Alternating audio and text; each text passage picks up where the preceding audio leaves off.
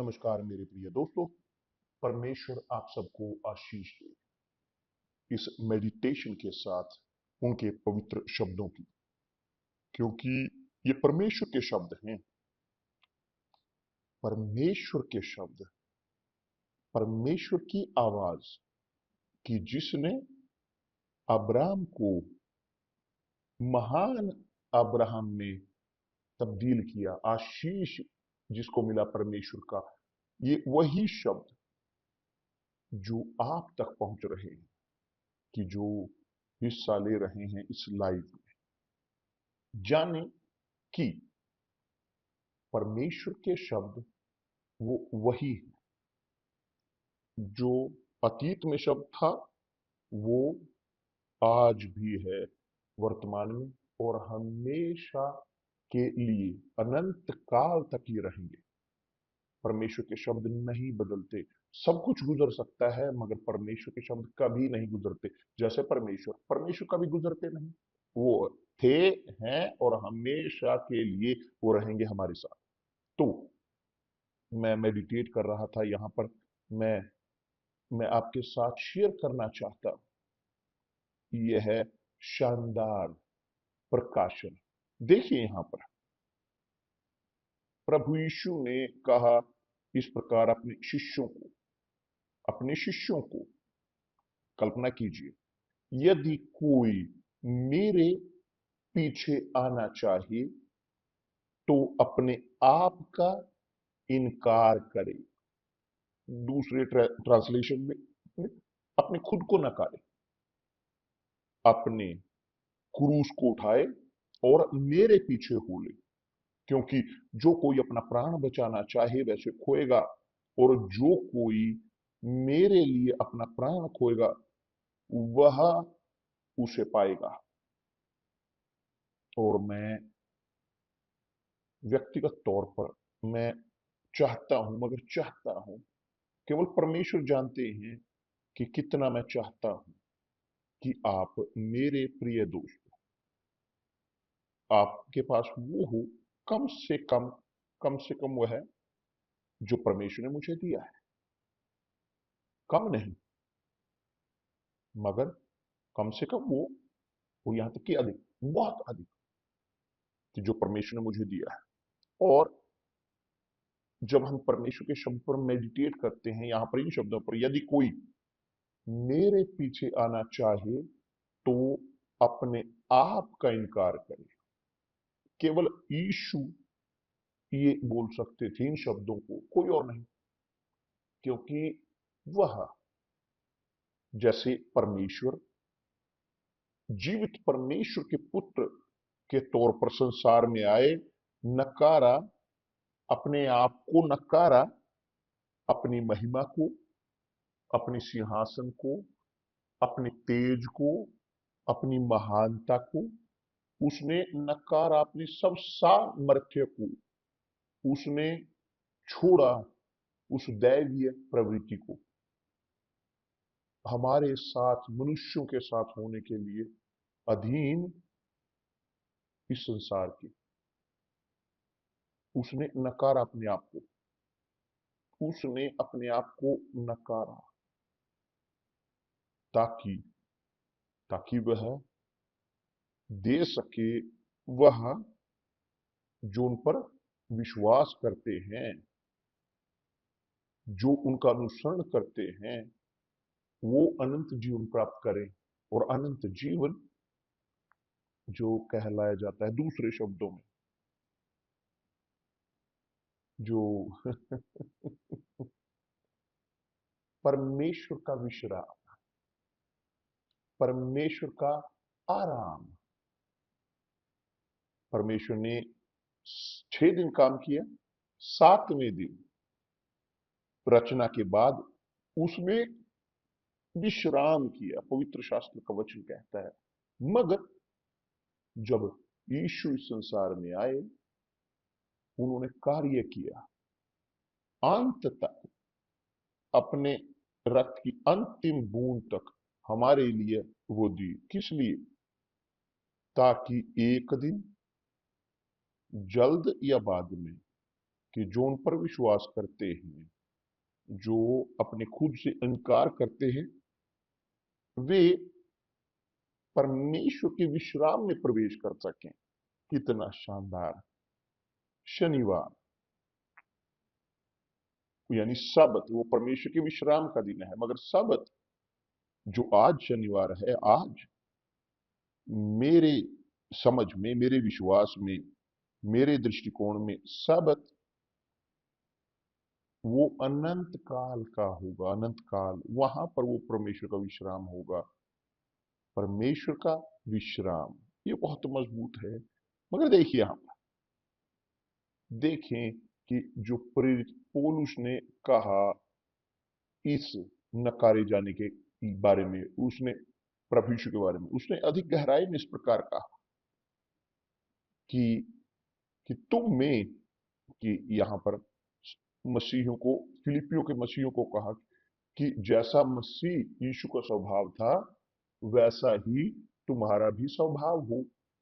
कि जिसने परमेश्वर के स्वरूप में होकर भी परमेश्वर के तुल्य होने को अपने वश में रखने की वस्तु ना समझा, कि उसने अपने आप को नीचे, यानी अपने आप को दैवीयता से दूर किया, वरन अपने आप को ऐसा शून्य कर दिया और दास का स्वरूप धारण किया। कोई वो नहीं, दास का स्वरूप धारण किया। जी हाँ, यही प्रभु यीशु ने प्रभु होना छोड़ा, खुद परमेश्वर ने, ताकि वह दास हो सके, सेवा कर सके उनकी, कि जो उन पर विश्वास करते हैं। हालेलुया। और दास का स्वरूप धारण किया।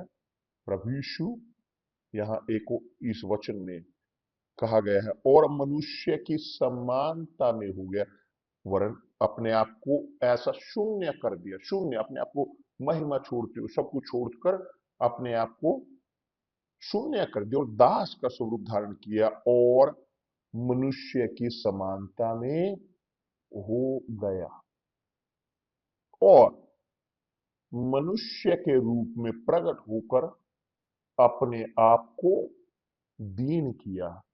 परमेश्वर ने अपने आप को दीन किया, अपने जानते हुए, आप जानते हुए अपने आप को दीन किया, आज्ञाकारी होकर, यहां तक आज्ञाकारी रहा कि मृत्यु। और एक डिटेल, हाँ, क्रूस की मृत्यु भी सह ली, क्योंकि उस समय में क्रूस की मृत्यु, क्रूस पर लटकाना केवल शापित लोगों के लिए होता था। शापित लोग वे क्रूस पर मरते थे। प्रभु यीशु शापित माने गए, ठहराए गए, वो शापित ठहराए गए, वो लटकाए गए नग्न क्रूस के ऊपर,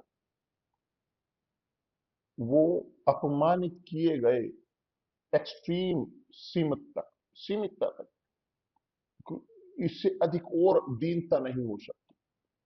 तो प्रेरित पौलुस पवित्र आत्मा से प्रेरित होकर उसने कहा कि तुम में, कि अपने शिष्यों को उसने कहा, यीशु के जो अनुयायी थे, कि वही भावनाएं उसमें हों, उनमें, कि जो प्रभु यीशु मसीह में, कि जो परमेश्वर, कि वो परमेश्वर के समान थे, मगर इस प्रकार जैसे उन्होंने अपने आप को किया, अपने आप को शून्य कर दिया, दास का स्वरूप धारण किया, दास का स्वरूप धारण किया और मनुष्य की समानता में हो गया। केवल यीशु, कोई और नहीं, कि जो बोल सकता था अपने अनुयायियों को, देखिए, यदि कोई जो मेरे पीछे आना चाहे, यदि कोई मेरा अनुसरण करना चाहे, तो अपने आप का इनकार करे, कि जैसे मैंने किया अपने खुद का। और तब आप प्रश्न पूछ सकते हो, मगर मैं किसे किसे इनकार करूंगा, किस चीज से? आप अपनी इच्छा को नकारोगे, धर्म नहीं, आपके आइडियाज नहीं, नहीं, आप नकारोगे अपनी इच्छा को, अपने लालसाओं को, अपने हृदय के लालचों को। जी हाँ, इस प्रकार है कि आप अपने आप से इनकार करते हो। प्रभु यीशु ने अपने खुद से इनकार किया, उन्होंने छोड़ा परमेश्वर होना, अगर हम बोल सके, उसने अपने आप को नीचे गिराया, अपनी महानता से, महिमा से, पवित्रता से, पवित्रतम होने से उन्होंने दैवीयता को छोड़ा, नकारा, एक मनुष्य होने के लिए उस मृत्यु के अधीन होना स्वीकार किया। क्रूर क्रूर मृत्यु, एक मृत्यु जो पूरी तरह अपमानजनक थी, एक क्रूस की मृत्यु, शाप की मृत्यु, और नग्न, यहां तक कि पूरी तरह से नग्न, वो वहां पर पूरी तरह से मानवता के दोषों को अपने ऊपर लेकर गए। वो बोल सकते हैं अधिकार के साथ, अपने आप का इनकार करें, क्योंकि मैंने अपने आप को नकारा, मेरे खुद को। अब प्रश्न की जो प्रश्न उठता है वह यह है कि क्यों हम मनुष्य अपने आप को, क्या है हमारे पास, क्या है जिसे हम इनकार करें। संसार ये खोया हुआ है, अराजकता में है, लोग बिना किसी निर्देश के हैं। क्या है कि आप मेरे प्रिय प्रिय दोस्त, जो आपके पास है जो नकारना है, क्या मेरे पास है जो मुझे नकारना है? कुछ भी नहीं नकारने के लिए। मेरे पास है ये जिंदगी, एक शरीर, एक इच्छा, लालसा की, उसके बारे में हम बोले वो भी अच्छा नहीं, क्योंकि वो मनुष्य की ओर से है, चीजें मानवीय है। तो हमारे पास कुछ भी नहीं है कि जिससे इनकार करें। जो हमारे पास जिसकी कीमत है, जो हमारे पास वास्तव में जिसकी कीमत है, उसकी कोई कीमत नहीं है, क्योंकि सब कुछ यहीं पर रह जाना है, सब कुछ वह यहीं पर रह जाएगा। कि जो है शरीर भरा हुआ समस्याओं से, जो है केस, उदाहरण के तौर पर उन लोगों के बारे में जो दुख में है, तनाव में है, खालीपन है जो आत्मा में, क्या है इन लोगों के पास खोने के लिए? कुछ भी नहीं। लड़ाइयां, या बल्कि बहुत सारे लोग मरना चाहते हैं, बहुत अपनी जिंदगी को खत्म करना चाहते हैं, कि वो दुख में हैं, इतने इतने इतने दुख में वो हैं, असहनीय उन्हें लगता है कि वो टिक नहीं पाते। तो कोई भी नहीं है इस संसार में, कोई भी चीज नहीं कि जिसका लाभ उठा सके, कि कहते हो क्या ना, मैं नहीं नकारूंगा अपने आप को, वो यहीं पर रहेगी। सबसे अमीर, सबसे मजबूत, शक्तिशाली पॉलिटिशियन, मजबूत लोग, वो सब लोग, वो संसार के सबसे मजबूत लोग, कुछ भी नहीं है उनके पास, क्योंकि सब कुछ यहीं पर रह जाएगा। वह मिट्टी में, धूल में परिवर्तित होगा, धूल से अधिक बढ़कर कुछ नहीं। शरीर, ये भौतिक शरीर सड़ेगा, हमारा शरीर सड़ेगा, मगर एक चीज बरकरार रहेगी, वो है आत्मा। आत्मा नहीं मरती, आत्मा कभी नहीं मरती। जब आत्मा शरीर को छोड़ती है, शरीर वो परिवर्तित होता है, कचरे में गायब होता है, मिट्टी में, धूल में, धरती में। मगर आत्मा, कहाँ आपकी आत्मा जाएगी? प्रभु यीशु ने जब कहा है अपने आपे से इनकार करें, अपना क्रूस उठाए और मेरे पीछे हो ले, अपना क्रूस उठाए, कि अपने शाप को ऊपर उठाए, अपने शापों को, अपनी समस्याओं को, अपने दर्दों को, अपने चुनौतियों को, अपने तनावों को, अपनी बीमारियों को, अपने रोगों को लें, अपने क्रूस को, और मेरा अनुसरण करें, मेरे पीछे हो ले, मेरे कदमों पर चलें। क्योंकि वे, उसने कहा, क्योंकि जो कोई अपना प्राण बचाना चाहे वह उसे खोएगा, और जो कोई मेरे लिए अपना प्राण खोएगा वह उसे पाएगा। वो यहां पर बात कर रहे थे आत्मा के बारे में, क्योंकि आत्मा वह जिएगी अनंत काल तक।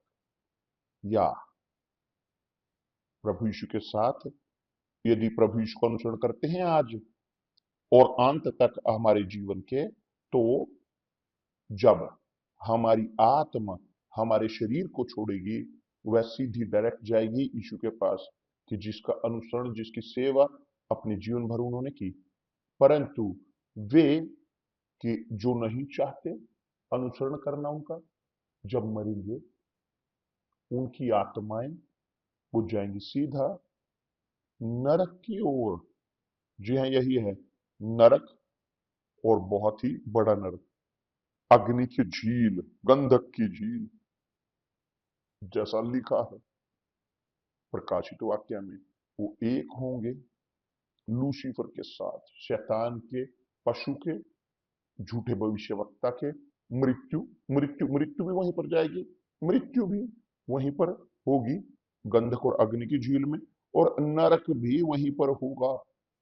और सब वे जिनके नाम जीवन की पुस्तक में नहीं लिखे हुए हैं, वो भी वहां उनके साथ होंगे, यहाँ इस पूरे ग्रुप के साथ वहां गंधक और अग्नि की झील में। ये अवर्णनीय है, ये बताई नहीं जा सकती, ये अकल्पनीय है कि क्या होगा वहां पर गंधक और अग्नि की झील में।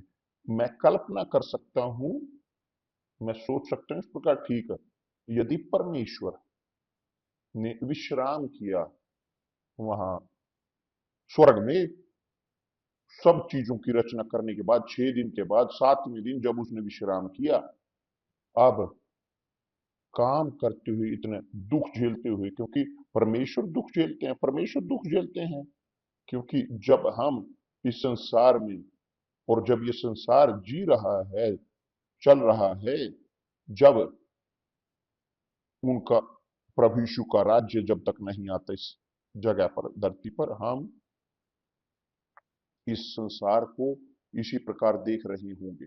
मगर जब सब खत्म होगा, क्योंकि दिन आएगा कि सब वो खत्म होगा और हमारे प्रभु यीशु वो प्रवेश करेंगे अपने विश्राम में पिता के साथ और पवित्र आत्मा के, और उसके बाद कोई दुख नहीं होगा। परमेश्वर उसके बाद नहीं दुख झेलेंगे। जब होगा वो विश्राम का दिन, जो अनंत काल तक होगा क्योंकि विश्राम का दिन परमेश्वर के जो था सब्त, 7वां दिन, मगर 7वां दिन हमारे प्रभु यीशु मसीह के लिए और उनके अनुसरण करने वालों के लिए वो अनंत काल तक होगा। वो दिन एक नहीं, मगर होगा विश्राम का दिन परमेश्वर के, कि हम सर्वशक्तिमान के विश्राम में प्रवेश करेंगे। और यही है जो इंतजार कर रहा है उनका, जो अपने खुद से इनकार करते हैं, अपनी इच्छाओं से हाथ छुड़ाते हैं, अपने लालसाओं से, अपनी इच्छाओं से, सब कुछ कि जो संसार ऑफर करता है ना। मैं नहीं चाहता इस संसार में रहना, हाँ मैं इस संसार से घृणा करता हूं, मैं इससे अपनी पीठ इस संसार को दिखाता हूं, मैं प्रभु इस संसार में होना छोड़ता हूं, मेरे प्रभु उद्धार करता यीशु मसीह का दास होने के स्वीकार करता हूं। तो आप सुनिश्चित हो सकते हो, पवित्र आत्मा इस निश्चितता आपको देगी कि आप जियोगे अनंत काल तक आनंद में विश्राम में। शब्द विश्राम परमेश्वर का, अनंत काल तक वहां दुख नहीं होगा, क्योंकि यहां तक, अब तक, इस दिन तक परमेश्वर दुख झेलेंगे। दाऊद ने कहा है परमेश्वर के दुख के बारे में, अध्याय भजन संहिता 86 में, अगर मैं गलत ना हूं, वचन 15, उसने कहा कि परमेश्वर दुख झेलते हैं, दुख झेलते हैं, क्योंकि वो आपके साथ दुख झेलते हैं, कि जो दुख में है और अभी भी इस प्रकार जो अपने आप को, इस दुख को धोना चाहते हैं, क्योंकि नहीं चाहते अनुसरण करना, उनके पुत्र के नक्शे कदम पर चलना, कि जिन्होंने अपने खुद से इनकार किया बचाने के लिए आपको, आप नहीं चाहते तो वो कुछ नहीं कर सकते, वो दुख झेलते हैं, मगर क्या कर सकते हैं कि जैसे आप माँ पिता, जैसे हम जो माता पिता हैं वो दुख झेलते हैं, पीड़ा झेलते हैं अपने संतान के गलत निर्णयों के कारण, हम पीड़ा झेलते हैं मगर कुछ नहीं कर सकते, क्योंकि वो उनकी उम्र में आगे बढ़ चुके हैं, वो बड़े हो चुके हैं और उन्हें अपने खुद के निर्णय लेने की आवश्यकता है। तो परमेश्वर चुन नहीं सकते आपके लिए, आपको चुनने की जरूरत है। यदि आप चाहते हैं बचाना अपनी आत्मा को, आपको नकारने की जरूरत है। यह त्याग है, यह त्याग है। जी हाँ, आपको अपने लालचों को, अपने हृदय की इच्छाओं को पूरा करना छोड़कर परमेश्वर की इच्छा को पूरा करने की जरूरत है। यह है इनकार करना।